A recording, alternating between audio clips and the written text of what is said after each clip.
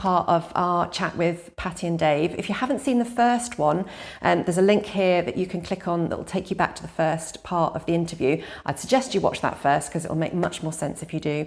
So we're just going to carry on with the conversation where we left off.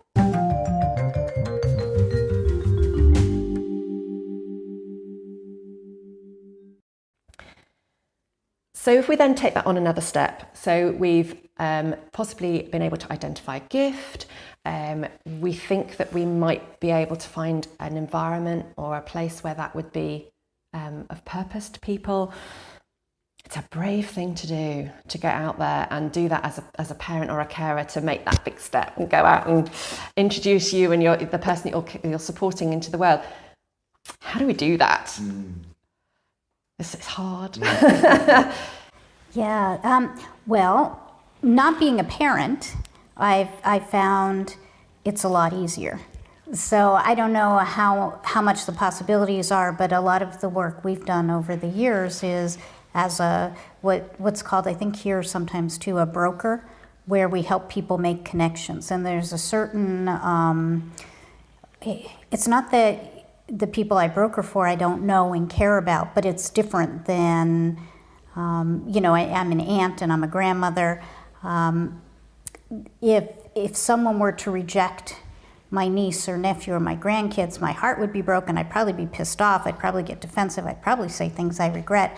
Yeah. But if things happen that are challenging as I'm trying to connect people that I'm brokering for or working for, while I care about them very much, I'm able to maintain a certain objectivity. So, in Joy's situation, like, oh, darn, we thought the hospital was such a great idea and Joy's been working so hard and I'm disappointed about it, but let's think about where we can try next. So one of the things I would think about is if there's any way that there's someone else who can help a parent in doing this. Not that the parent shouldn't be involved, but someone who can actually kind of go out there and do it. Sometimes that's really somebody who's really maybe helpful. Just a step removed, I think, because we've done that a couple of times with a PA, and I've said, look, actually, you're probably a bit braver than I am today. Can you take my son just to that first event and just see what it's like? Exactly. Because it can be hurtful as a parent if you don't get that reaction and response that you're looking for. That's right. But for us, it's this is the work we do. And we see this person as someone with great gifts, so we're introducing them in the right way. But we're still able to we don't have that same kind of hurt that a parent has. Yes. I mean, no one has that same kind of hurt that a parent has. Yeah. I think you were mentioning to me before we started filming about some work that you've been doing around getting PAs actually to go out beforehand and identify opportunities. Right. We've been, over the past 8 or 9 or 10 months, myself and a friend and colleague who's a community organizer by trade. He doesn't work with folks who have a label of a disability. He just works with communities in his own community in particular. His name is DeAmon Harges, for people who want to look him up and take a look. He does brilliant work. But we've been working with people's PAs to think about, people would get stuck on there were a couple of people we worked for who either had moved or been through some really rough times in life and were new to a neighborhood and were really having trouble making connections, and their life was getting smaller. They were getting older, they had medical issues, their life was getting smaller. And we wanted to try and come at it in a different approach, and the PAs were getting really stuck. And one of the things we came up with was to take the pressure off of the PAs of trying to find something a way for Doug to be connected in this new neighborhood. And instead of focusing on Doug, we asked the PA to focus on themselves, to forget all about whether something would have an outcome for Doug, but to go out in the neighborhood and over the next week meet 30 new people in the neighborhood, find out who they are by name, find out what they're interested in, find out what their gifts are. And there doesn't have to be any outcome in it other than that, other than just getting to know people. So it took some of the pressure off of the PAs, but what it also did is it helped them to start to build their own social capital in a neighborhood. And we know that we all get our connections and we get jobs and we get other opportunities by the social capital we have. So as the PAs started to build their social capital, they figured out what people in the neighborhood cared about, who liked to garden, who liked to drink beer on the porch, who liked the Yankees baseball, and they were able to find areas that Doug connected with those people, and they started to make those connections. It was an indirect approach for the PAs, but it helped them build their confidence. And Doug wound up gardening with some of the women on the street, and Doug wound up having beers with some of the men when they came home from work, who liked to sit on the porch and have beers. And he wound up sharing the interest in the New York Yankees. And another guy who worked for, Chris, wound up with a job a couple blocks away at a food pantry when his PA wandered down there and got to know those people. So there was something about the PAs themselves building their social capital without having the direct pressure on what's going to be the outcome for Doug or for Chris or for someone else, that opened up all these opportunities. And a much more organic way of developing connections, isn't it, than just kind of thinking, right, we've got this gift, we want them to do this, right, where can we go? It's much more natural. Well, it is, and I think sometimes when we identify the gift and then we say we're going to have an outcome, we're going to find a way to connect this gift, and so is going to have a job, we become so focused on getting to that outcome, we miss all those wonderful side steps along the way, like the other gardeners and the beer drinkers and the Yankees fans and the food pantry down the road, because we're focused on getting this job over here that's going to do this specific thing. So leaving that open a little bit created space for other wonderful things to emerge for people. So Dave, you're all about communities. Something else that's sort of triggering concerns in my head from my perspective is that we've done all this lovely work, we've identified gifts, we've found a place in the community, etc. And then you go along and you hit a bit of a barrier, and there's a gatekeeper, or there's you don't quite get the reaction that you're expecting, but you still feel that this is a good thing you need to pursue. How do we get over that? How do we persuade people that this is a good thing? I think it's actually related to what Patti was talking about, though, is two things. One is we need to know what the community needs, the thing beyond us that it needs, which is partly what Patti's talking about in this whole idea of building social capital. And social capital is built first by listening, so you got to find out. And then you need the imagination to really be able to think about how what someone, anyone, has to offer that whole. So you do have to do that work of actually being able to imagine that this person actually has something of value to offer, and where might be the best place for that to happen. So I think that's a lot of what the work that Patti's talking about and all that. You mentioned earlier just the idea of being brave. I think it's important to just start with that as a starting place. What does it take to be brave?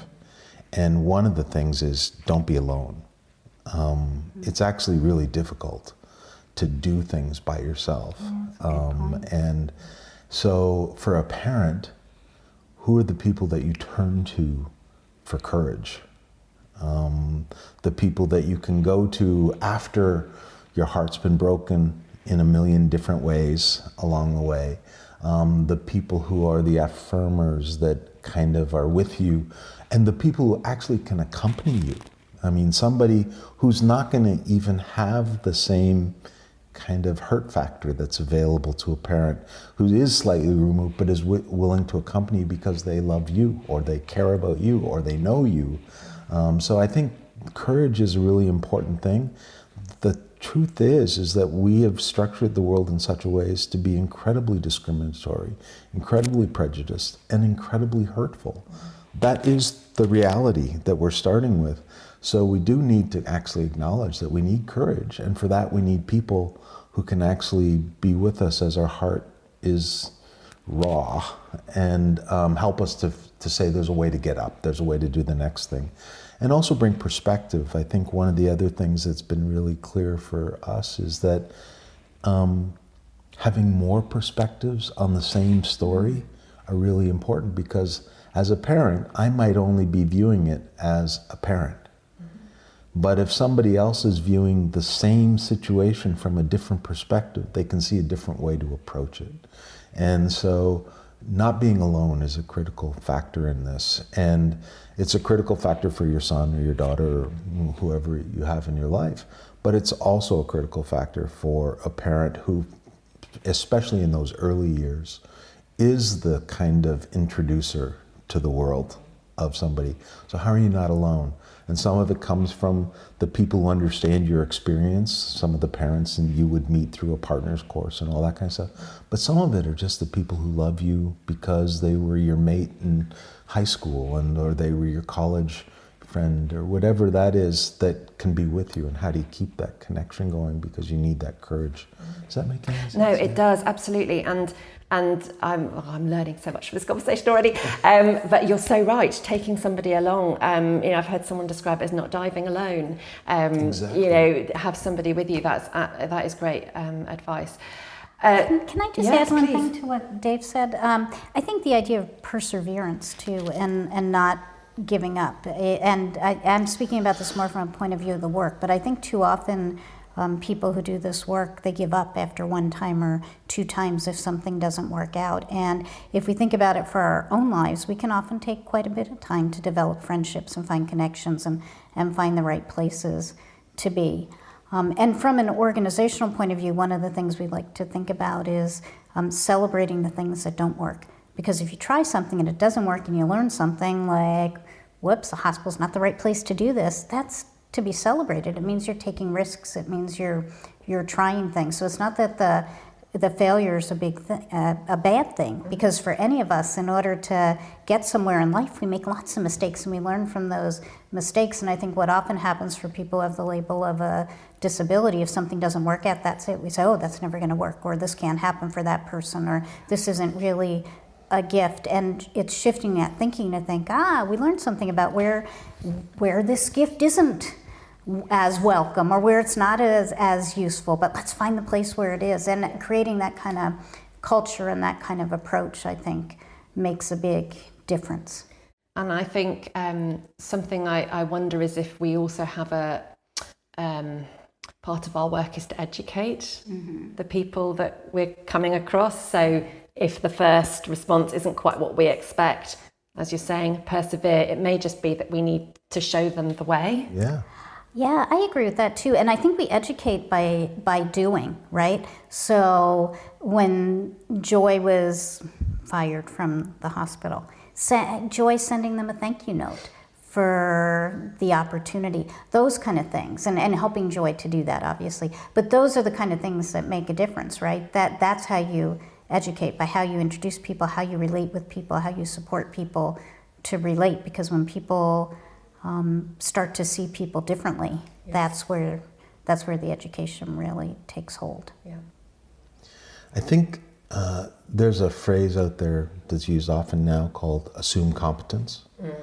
I think there is an equivalent of assume giftedness. And I think there is also assume that there is a community that wants the gift that somebody has to offer. And part of it is just all, how do you change your frame of reference for what you're doing in the first place? One of the greatest harms that I've observed that we've done to people with disabilities and their families is actually made them needy. And so people start to approach the community because they need something. It's the wrong approach. So a community, John McKnight used to say something along the lines of, your problem is useless in community. What you have to offer is what is valuable in community. And so the difficulty for families is we literally have forced people to think about their neediness at the expense of what they have to offer. Yes. And the community is only going to be really benefiting from that. Now that may come through somebody's personal need. Like you may enter into a relationship with somebody because as a personal assistant, you may have entered into a relationship and then discovered all this other stuff that comes in that relationship. But it wasn't the problem that was actually, it was actually what the person had that other people needed to experience. So it's kind of like we need to shift the perspective, and the earlier a parent can shift that perspective and imagine that there is a future down the road where their son or daughter actually is in the place of bringing something to a wider body of people. If you hold on to that vision, it changes the way you think about all the problems that you have. We have a friend in Ohio who's doing some work now with families. And what he's doing is he's giving families a certain amount of money, just a cash money. And there's some things contingent upon that. They meet with him each week and talk about what they're going to do. But it enables that family, as a family, to do something in their community that's meaningful to them, that will help the family, as a family, build social capital. And he has some wonderful stories around what people have developed around gardens or quilting groups, where they use the money to do quilting lessons for people in the neighborhood who are interested in quilting, and they started this quilting group. But it helped both the family member with a disability to be part of something, but it helped the family as a family to start to build their social capital. And I think there's something to be said for that, along the lines of what Dave is saying. It's about instead of families needing family support, it's about letting the family or the person with the label kind of take the lead in building something in their neighborhood. So they're the ones bringing something to the neighborhood that's helping the other citizens in the neighborhood. And it's a kind of turning the approach on its head, but I think it's really interesting. Yeah. It's been an absolute pleasure having you here to chat to. I'm so pleased that you managed to fit me in, because it feels a slightly fangirl having you sit here in front of me, because the last time we met was at Partners in Policymaking, and you were speaking to us as a room and really challenged us all and gave us a lot to think about. And I still think back to the stories that you told us there. So it's fantastic having you here. And I think we've covered some super important points, and it's even just in the last 10-20 minutes has changed my thinking on its head and really challenged me. So I am absolutely sure it's going to do that for everybody watching. So thank you so much. Thank you. Thank you.